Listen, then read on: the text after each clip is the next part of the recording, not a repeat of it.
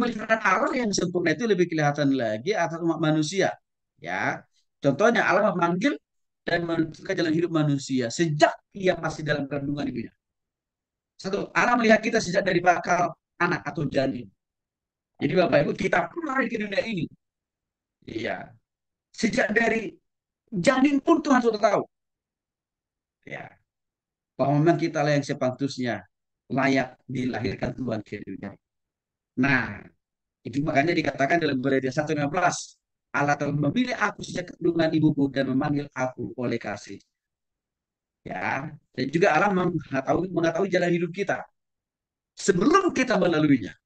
Jadi kira-kira begini Bapak Ibu, tahun 2024 ini kita tidak tahu ya jalan hidup kita, jalan usaha kita, pekerjaan kita, bisnis kita, pelayanan kita. Tapi Tuhan sudah tahu. Kira-kira lihat juga ya. Belum saya tahu juga lah Bapak Ibu.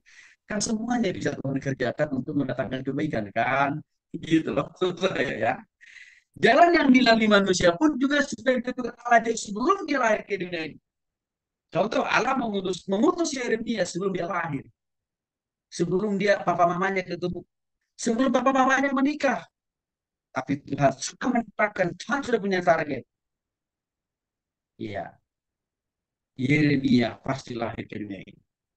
Contoh lain, Yusuf menjadi orang berkuasa. Ya, dan itu digenapi bertahun-tahun. Kemudian ketika Yusuf diangkat menjadi Perdana Menteri di Mesir, Bapak. Kita tahu Yusuf, pada mulanya diculiti oleh saudara-saudaranya. Tapi itu awal. Awal yang tidak baik awalnya, tapi diubah Tuhan menjadi sangat amat baik. Yang akhirnya dia sampai menjadi presiden lah di Mesir.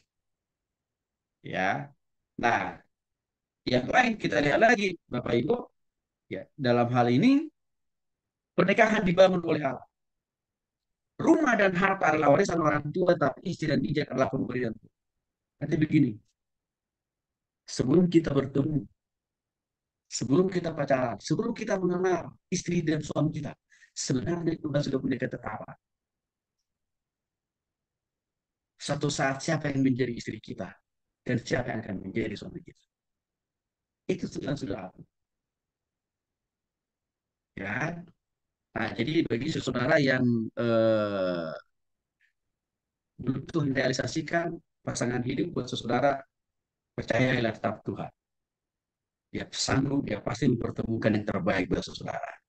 Ya, oke. Contohnya misalkan Allah mempersiapkan diri bagi Ishak. Ya, nggak gampang juga loh Bapak Ibu. Ya, Ishak ini mendapatkan Ribka. Karena kenapa? Untuk mendapatkan Ribka harus berpuluh-puluh tahun. Ishak itu bekerja menjaga ternak kambing domba orang tua dari Ribka kan. Gitu loh. Oke, sedikit lagi Bapak Ibu ya. Anak-anak adalah milik pusaka Tuhan. Oke. Contohnya, Ishak diberikan anak oleh Allah. Oke. Bahkan waktu Hana berdoa supaya juga dia diberkati dengan kehadiran seorang anak yang sudah begitu lama, Tuhan pun memberinya seorang anak yang bernama Samuel. Jadi Bapak Ibu, ini kita lihat sekali lagi asal usul dari anak itu pun dari Tuhan. Jadi kepada jemaat kita yang sedang bergumul, Bapak Ibu, masalah keturunan ya, kita harus yakinkan mereka. Teruslah percaya itu Tuhan, bergantung sama Tuhan, bersandar pada Tuhan, tetap hidup dalam kekudusan dan ketaatan. Pasti Tuhan kasih. Ya, Allah memberikan kita kuasa untuk memperoleh kekayaan. Artinya begini Bapak Ibu, nggak dosa jadi orang kaya, nggak salah jadi orang kaya, nggak. Cuman motivasi, cara kita mencari kekayaan itu, pakai cara Tuhan atau pakai jalan sendiri, itu yang jadi masalah. Contoh, sumber kekayaan itu berasal dari Tuhan dan memakai proses caranya Tuhan. Allah memberkati Ishak untuk mendapatkan hasil tanah 100 kali lipat. Okay. Jadi ada juga Tuhan bisa juga berkati kita menjadi orang kaya. Jadi bagi Bapak Ibu pengusaha, eh, harus yakin dan percaya. Kalau dulu sudah diberkati oleh Tuhan dengan melimpah, lalu di hari-hari ini sedang diuji oleh Tuhan di mana pengharapan kita. Tetaplah bergantung sama Tuhan. Ya, tetaplah lakukan bagian kita, pekerjaan kita dengan setia. Karena kita katakan kau setia dengan perkara kecil, pasti Tuhan akan memberkati kita dengan penghasilan yang lebih besar. Tuh. Contoh lain, Allah membuat Salomo menjadi raja yang amat dan sangat kaya, Bapak Ibu. Yang penting, jadi orang kaya juga nggak ada usaha. Asal ikuti proses cara mau kehendaknya, waktunya Tuhan. Bagaimana dengan posisi kita? Dalam usaha, dalam bekerja, dalam karir kita. Tuhan juga mengangkat.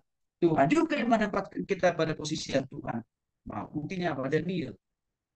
Dari bupati, gubernur, akhirnya menjadi Perdana Menteri, artinya sekaligus dengan presiden. Itu terjadi dalam diri Daniel. Di tengah-tengah bangsa yang mayoritas keyakinannya berbeda dengan Daniel. Lihat. Jadi artinya apa? Apapun karir yang dialami oleh Bapak Ibu hari ini, ya mungkin menurun gitu ya. Tapi harta percaya sama Tuhan seperti Daniel. Daniel 3 kali sehari berdoa kepada Tuhan. 3 kali sehari dia beribadah kepada Tuhan. Dan itu sangat dihargai, diapresiasi oleh Tuhan. Akhirnya Tuhan berkati dia dengan kedudukan yang terus-menerus semakin menjadi lebih tinggi. Saya kira itu ada kuncinya buat kita sih sebenarnya.